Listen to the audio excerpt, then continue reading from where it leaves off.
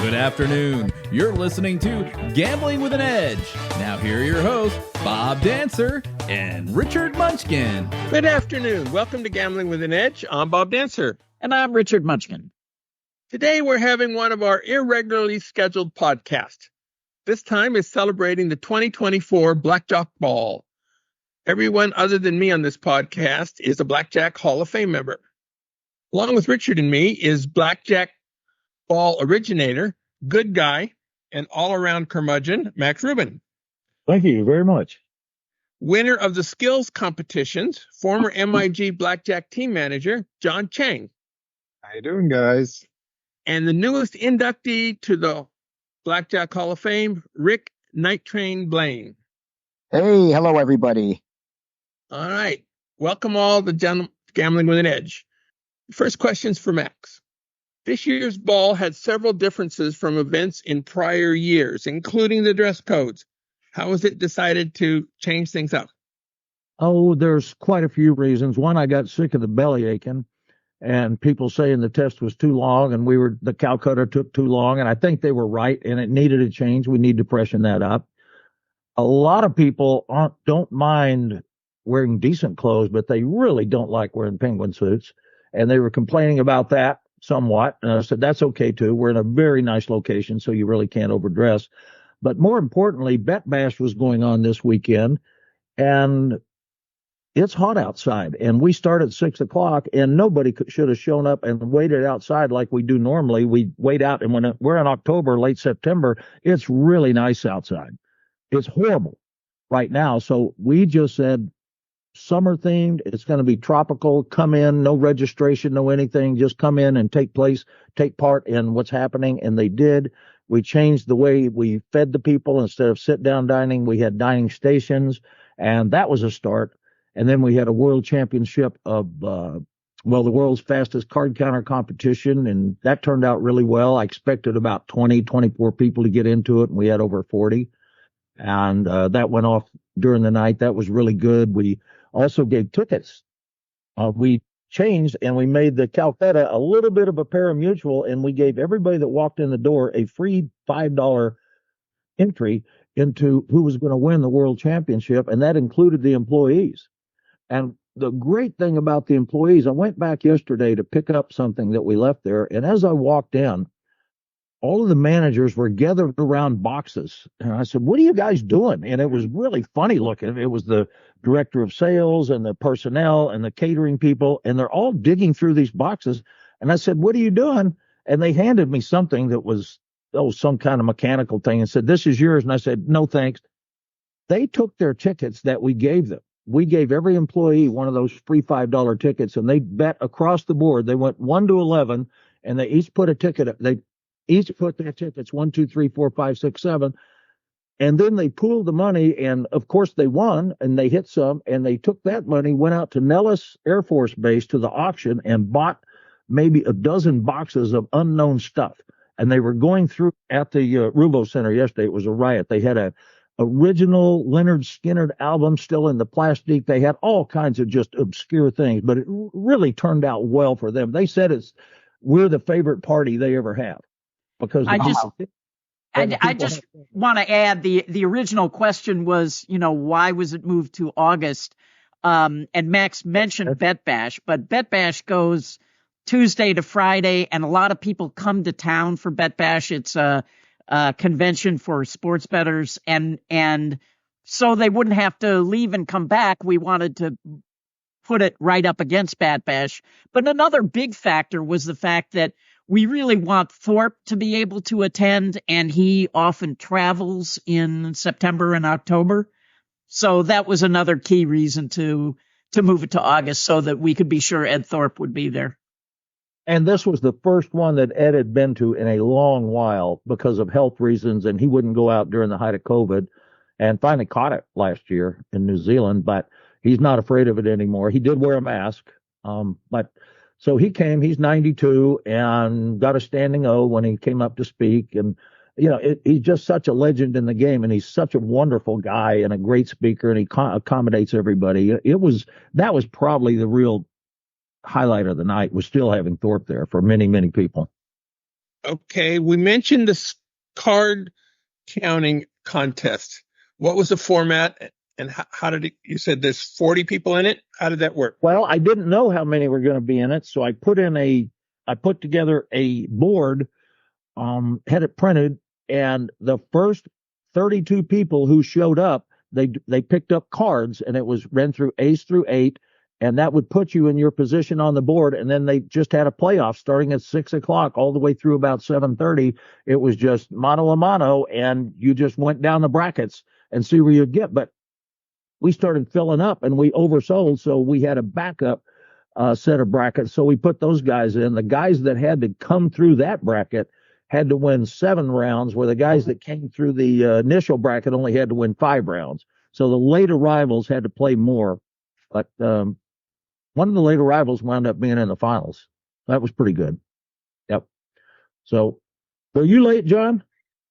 I'm not sure. I was on a second board, and Yes, I they was answered just trying yes. to. Okay. All right. Yeah, okay. Yeah. I don't remember how many I went through. First come, first serve. So next year we'll have a bigger board, but it worked out really well.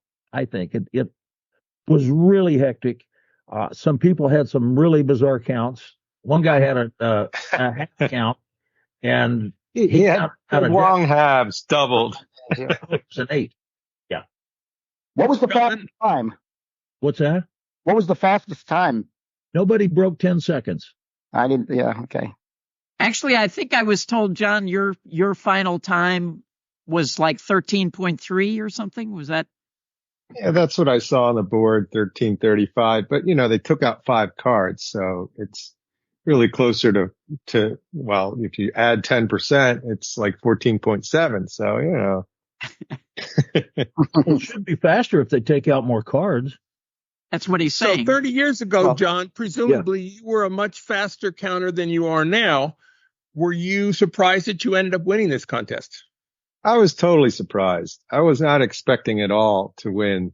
Like a couple of years ago when I was in the skills competition, there was a countdown, and Cody just destroyed me. He smoked me like twice. So I thought, forget it. There's no way I'm gonna be able to win. There's other people out there who are also just as fast, I figured. And, I was also, as you said, 20 or 30 years ago, I was faster. I remember thinking I could do it in 10 if I got lucky, because You used to do it a lot faster than 10, if you'll recall. At the original few blackjack balls, you could crack 10 easy. You were my second seat after. Well, the field was number 2. Daryl was number 1. He'd been practicing. He was going to get you. And then you were third ranked, if you saw the board I had up there and what the futures line was.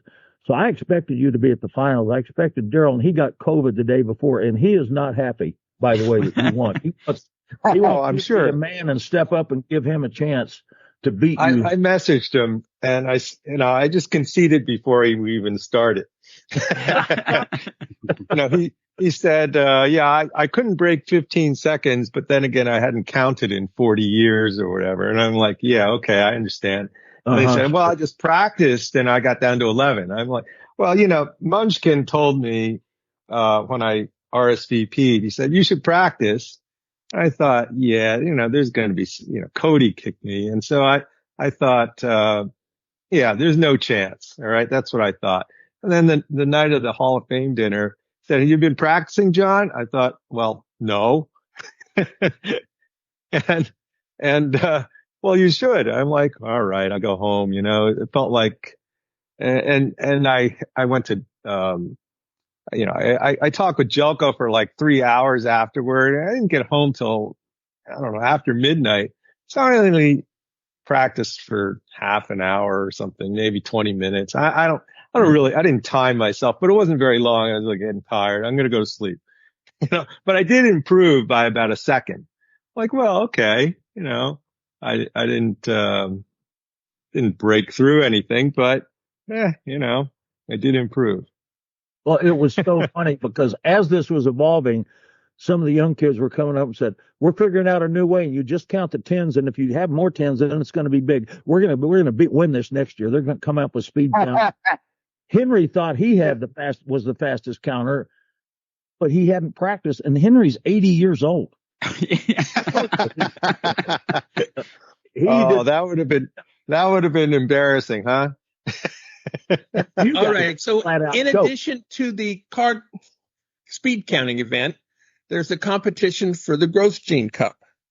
Now there's usually 21 questions for that. This time there were 11.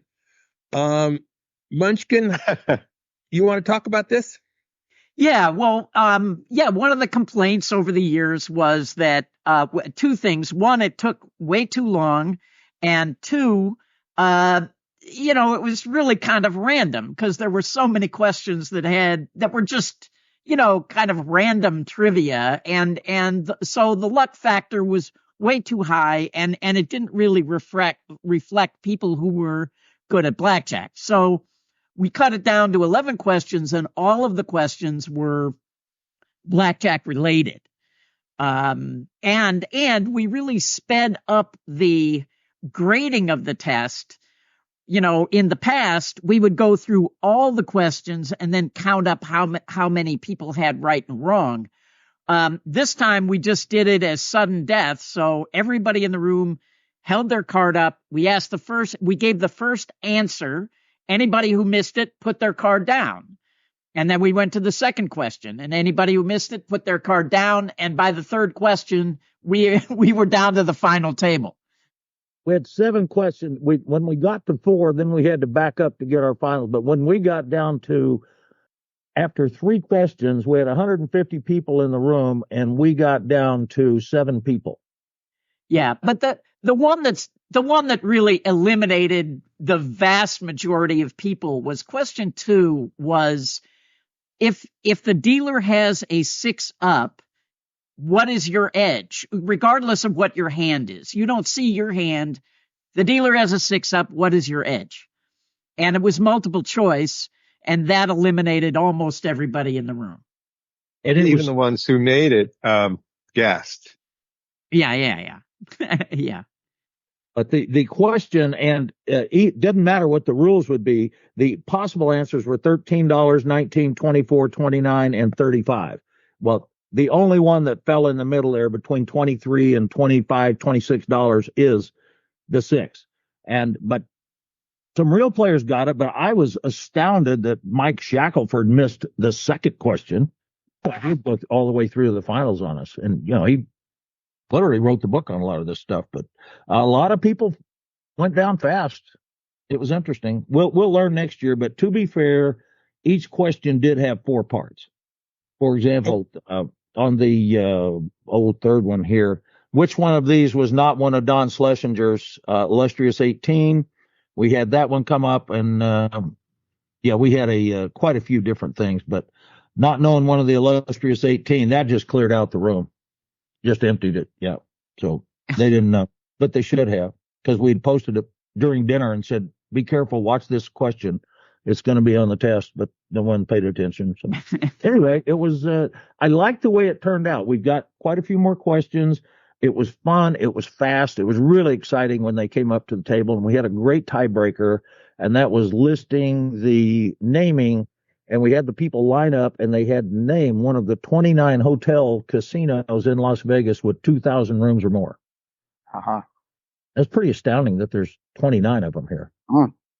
Yeah. So. And 2 of them have just closed. What's that? And 2 of them have just closed. Yep. The Mirage at Tropicana would have been on that list. Yep. So it's pretty crazy. So once we got down to the final table, how was that competition run? Well, the competition went through, and I'll let Munchkin tell you about that one. Munchkin runs the finals.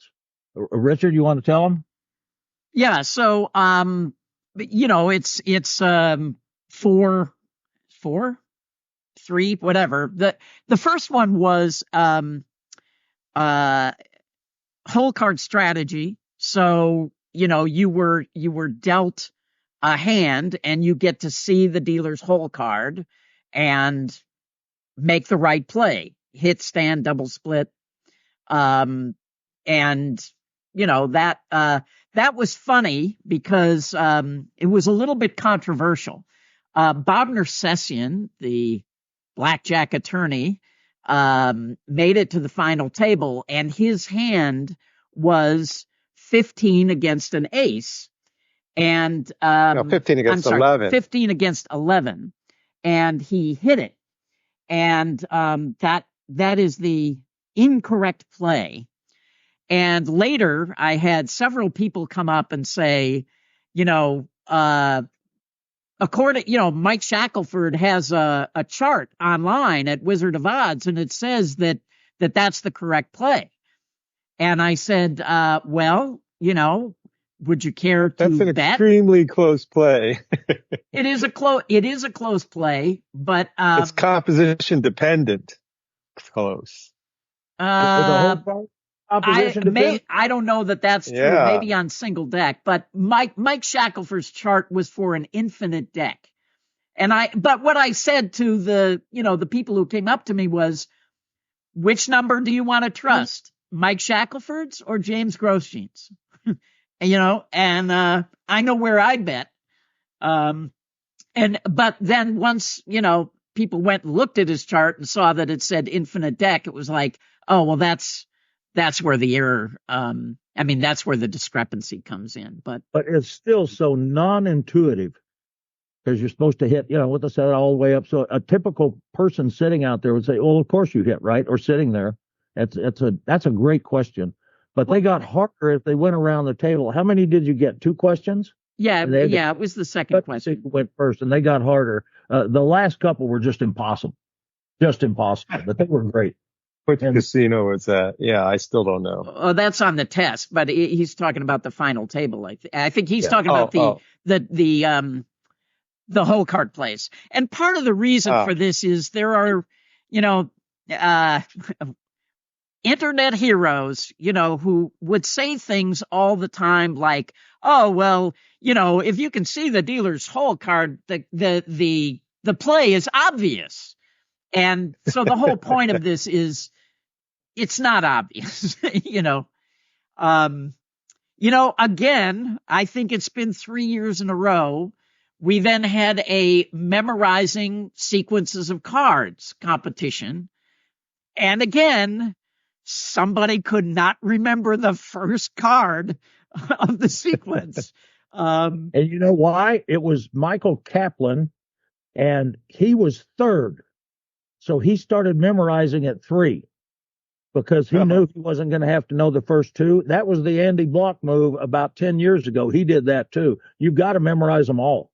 Yeah, 10 years ago, we used to go in order, and the first person would name the first card, second person the second card, etc. Yeah. But we switched that format to everybody puts down what the first card is, and then the second, and then the third, and I was really hoping that we would get deep because, I had the first 15 of them easily, and wanted to see, how far we could actually go. Did we go this year with no suits, and it was just value? No. It was suit and rank, but he had the rank wrong as well. Yeah. Oh yeah. He got it completely wrong. He didn't know. He had a 6. He had a 6 of something. 6 of clubs, I think. I believe that was it. Yeah. Yeah. So. Then I think the third was the deck estimation, right? And I think John was within 1 card. Yeah, and that was hard. We brought out the cards. Our lady presenting, Megan, came out, and on a little blackjack table, she brought it out and took this cloche off the top and presented the cards. And the last few beats to the Jeopardy song went doot, doot, doot, doot, doot, doot, doot. And they put it back. So you got about maybe 3 or 4 seconds to look at the deck and estimate how many cards. And how close was it? 1 card away? Yeah. That's good. Yeah. John was 1 card off. That's pretty good. We had 73 cards, I think. That's pretty good. Right. Yeah. Very good. Nice. Yeah, I just thought, it's a deck and a half. Well, it's a little less than deck and a half. So it's just like, all right. Yeah. But yeah, I hardly had to look at it. It's like, it's a good thing I have my glasses on. It was a deck and 21 cards. Yeah. So, and then the last test was cutting, trying to cut exactly 17 cards. And, 22. No, 17. Yeah, it was 17. Didn't we start with 22 or did they tie? Now I'm trying to remember. I cut. Yeah, I knew it was thick when I cut it. Like, oh, whatever. How close? And then, I was off by 3. It was pretty bad. Yeah. But my opponent, I don't know, like 28 or something. He was way off. Yeah. So. I think he was off by 9. If I So, remember. John, you ended up winning both competitions. Don't you think that's rather greedy? You know, I don't think so because I've never won the whole thing before. And I've been there 27 balls. I've been there for 25 and, it's the first time I've actually won. I wouldn't call that hogging the, it's not like James who would, or Munchkin who would win time after time. The speed competition, well, speed is nice. The only reason I think I'm halfway decent at it is because of counting down people in their checkouts, with MIT. So you'd have to, if you had a disagreement on the count, you'd have to go through a bunch of cards and I did that a lot. So, otherwise not really very useful. So, all these lone wolves and stuff, they cut down a deck in 30 seconds is probably fast enough. And, the only time that speed, I think, like the fastest thing you have to do when you're counting typically is, when you walk up to a table and the dealer's scooping up the cards, can you keep ahead of that? And, like there's never more than about 20 cards on the table like that. So, people don't, if they're not practicing and they're not going to get that good. Not that I was that good either. I mean, I think that running 13, plus seconds is like, winning the 100 meters in 13 seconds. You're like, yeah, you're pretty fast, but there's a lot of people who can beat that. All right. Ed Thorp gave a speech and then he emceed an event. Munchkin, can you tell us about that? Yeah, that for me that was the highlight of the night. Ed agreed to call a bingo game, and everybody, all the tables, every player had a bingo card, and we promised a fantastic surprise to the winner, and he called the bingo game, and when he got to the last number, everybody in the room jumped up and yelled bingo because, we had rigged the game so that everybody in the room would win. And it was hilarious. It was great. All of these cool guys that can bet 10,000 a hand and never crack under pressure. We told them the first person to stand up and yell bingo got a seat at the final table. And we've got it on film, and the entire room jumped up at the same time. It was but big tip of the hat to Mark Billings for pulling all that together. It really worked. It was good. So everybody had a bingo, Ed Thorp called a winner for everybody in the room, which was nice. Another thing Ed Thorp did is we had, in honor of the Olympics, we had a gold, a silver, and a bronze medal for the world's fastest counter, and he put those around the ribbons, medals around their neck, and did all the rest. He thought that was great. He just loves this party, which is nice. Yeah. So, and he looks great. So it was. He really takes care of himself. Really into the anti-aging tech methods and everything. Really impressive. I asked him a little bit about that, and basically he does stuff that is sort of proven and well acknowledged. It's not like he's taking some exotic treatments he pays a ton for or anything like that. I think it's very similar to the way he approached blackjack. It's he figured out counting, but he didn't really go for the hold cards. He didn't really go for other techniques. So, but it certainly worked. Yeah, he said at dinner, I believe in exercise. Yeah. So, yeah, nothing exotic. Yeah, and eating right and all that kind of silly stuff. I mean, who wants to live like that? Yeah. So we had so good, it's crazy. He really does. And Muskin can tell you years ago when COVID first came out, Ed wouldn't come out because he had calculated the mathematical chances of him dying if he got it, and it was too high. So he wouldn't go out in public for a couple of years.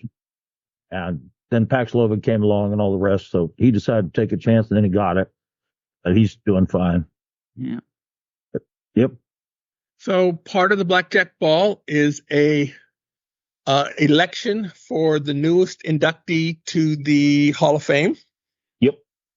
This year, Rick Night Train Blaine won in a close competition, beating out Colin Jones. Rick has a book, Blackjack Blueprint. He's a former Gross Gene Cup winner, and he's been playing forever. So, Rick, you've been nominated several times in the past, and finally you got selected. How does it feel? It was really a close one this year. I mean, really, by 2 votes. That's pretty, doesn't get much closer than that. Out of 120 votes. Wow. You won by 2. Yeah. That's pretty amazing. It could have gone either way. It was very tough competition. All the nominees, really impressive individuals, done a lot over the years. And I'm just, fortunate, privileged to be part of the group. It's an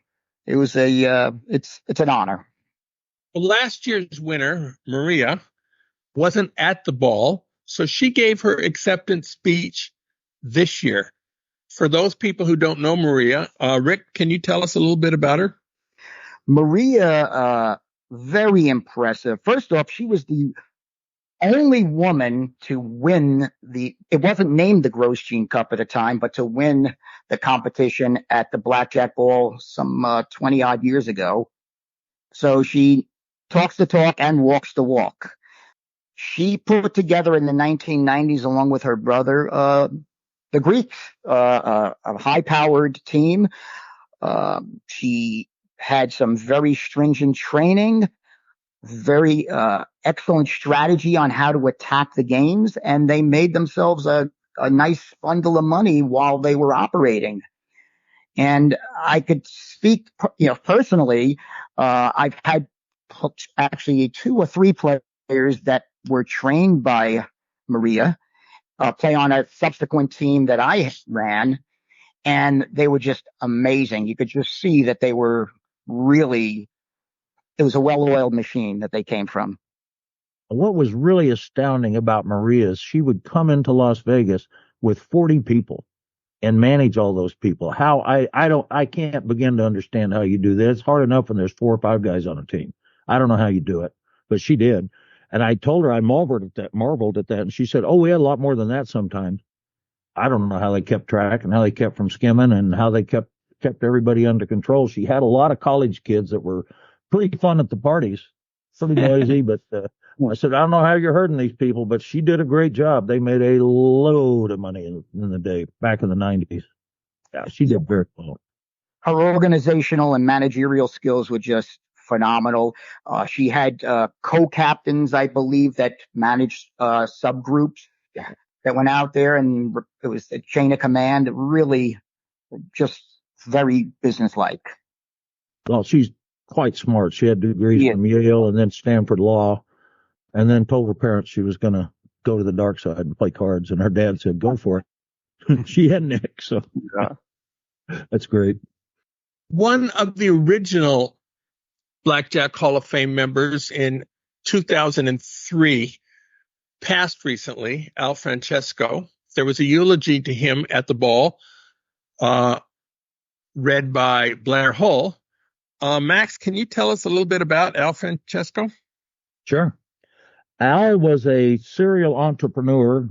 He started frozen pizzas back in the 60s, late 50s and the 60s. He started a business doing that, getting in on shelves, and he was doing other things. And he came up with this idea that one person could call the plays, and they called them guerrilla BPs, and that means the big player would sit there and take their instructions. So if they got caught, he could live to play another day, and he turned that into a huge money-making machine. But he turned out Bill Erb, who was there talking about he's a candidate for the Blackjack Hall of Fame, and Blair Hull, who went on to have tremendous success in the markets and options markets and commodities and whatnot. And one of the best in the world. He's really done well with that. But Frank did some things nobody else has done. One is he went off to, this was in 74, I believe, to France, and they blew about 30,000 on this game over there. And some really smart guy who was a consultant told these casinos over in France that if you dealt a 6-deck shoe and you didn't take a hole card, you could cut off a half a deck and you could keep dealing, and card counters couldn't beat you. Well, Frank and Bill went over there and started playing in this casino, and before the smoke cleared, they'd won 300 and some thousand, and the guy couldn't pay him. And he didn't have the money anymore, and essentially walked out and said, here's the keys. And they said, we don't want a casino in France. What are we going to do with it? And this is back in the day when 300,000 was a whole lot of money. And they didn't take it, and they negotiated with the guy. They wound up getting 200,000 over time back out of that deal. But they really had some fun adventures. They traveled all over the world way before anybody else was doing that. And they made lots and lots of money. But Frank was a tremendous innovator, too, with a lot of things he did. And one of the nicest guys that ever lived. So he deserved it. He was one of the original 7 inductees into the Blackjack Hall of Fame.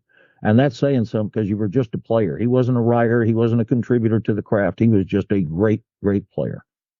Yeah. So in about the year 2000, Frank came out of retirement and decided that he wanted to put together an ace sequencing team. And he asked me at the time to join, which I did very happily. And so, yeah, we went out and were sequencing aces. And I remember, at that time, Frank was, I think, 68. And I was so impressed, like, that he could memorize 16 sequences in a shoe. And, and at 68 years old, and I was just like, man, that's amazing. Of course, now I'm 68 and I'm like, oh, well, yes, of course, anybody can do that. Right? But yeah, he was quite an impressive guy. And great guy to work with. Although he did turn out Ken Houston. He's the guy who hired Ken Houston. And I think everybody involved with that regrets it. He never had bad words to say about anybody but Ken Houston. He hated Ken Houston. Yeah. Ken took everything he had and took it onto TV with, I don't know, Mike Reisner or somebody, and showed them the actual signals they were using. And a very good friend of Munchkin of mine was living with him down on the beach in Newport when he did it. And he saw it on TV. And they're living together, and he outed everybody at the same time on 60 Minutes. Yeah. He wasn't very popular, but he did write a great book, and he did a lot. But yeah, he stole a lot of stuff too. Yeah. Anyway, everybody comes with a story. Yep. So currently, the Blackjack Ball is a 501c charity. And so the admission price has gone up. Yep. And every year, proceeds are given to some worthy charity in the gambling area. This year, it was to the National Council on Problem Gambling. And a representative from that organization spoke at the Blackjack Ball. And do you remember any part of that speech, Richard? Just that it was mercifully short. I mean, we were, and I mean, so the guy who came from the council, his name is Keith White. He's a great guy, and he could tell, right? I mean, he could see things were kind of taking a while, so he realized he should make his speech short. But he did come up with some interesting facts about problem gambling. Max, you want to address that? Yeah, it's really interesting because this problem gambling has been a problem in America for a long time, and everywhere there's gambling, and they can argue 2 to 4%, but today they've got the online gambling, and the barriers of entry are much smaller, and there are a few things going on out there. And the one they have found in a study in New Jersey is that 10% of the people are responsible for 70% of the revenue that's coming in. And of that 10%, a majority of them are white males between 21 and 25 to 26 years old. They're white college students, basically. And they are the big problem pod of problem gamblers coming through right now.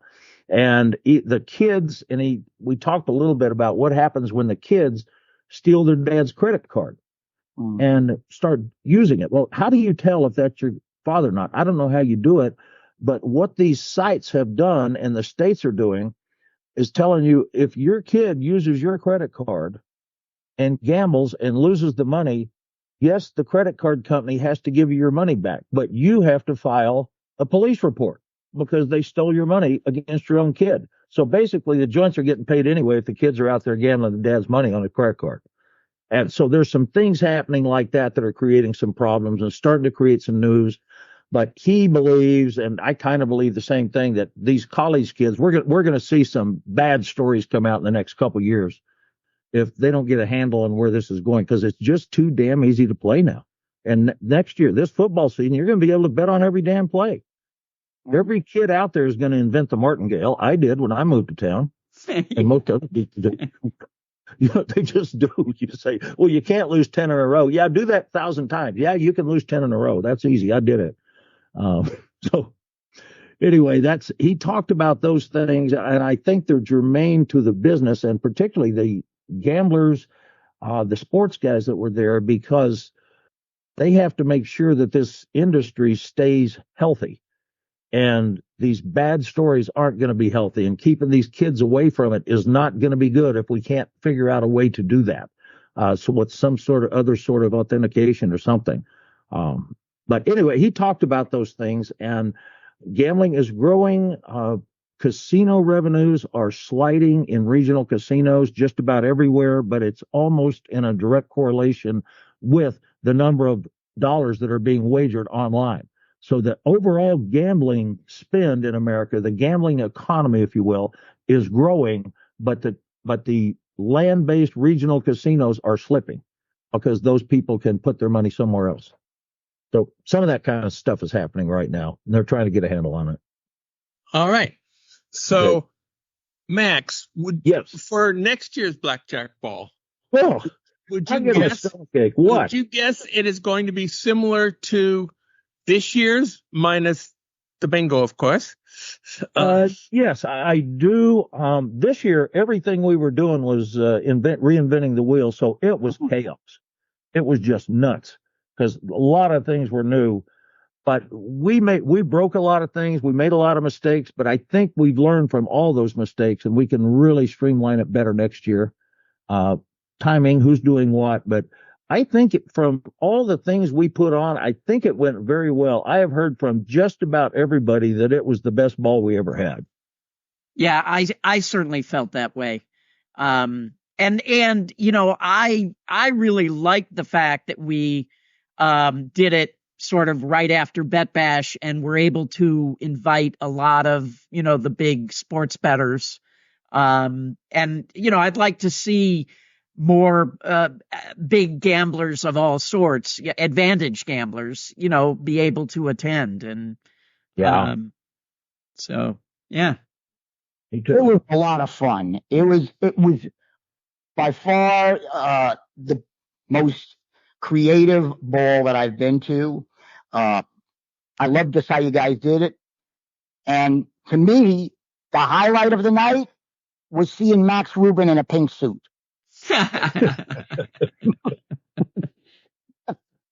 Unfair. I had to tell everybody. I have changed sizes a little bit, and I'm a couple inches shorter than when I used to wear suits. And I couldn't fit in any clothes, so I went in to buy a new suit, and I'm getting tried on a summer suit I wanted for the ball, and I was going to host And my wife comes over while I'm being tried on for this Italian suit and being fitted. And she says, look at this. It's 85% off. And it was pink. And I said, it's pink. And she said, but it's 85% off. And we went around and around. I said, are you accusing me of coming out? She said, no, it's 85% off. Well, any of you guys that are married, you understand. She saved 85%. And I wound up with a pink suit. But it was fun to wear. I'm not going to wear it a lot of other places.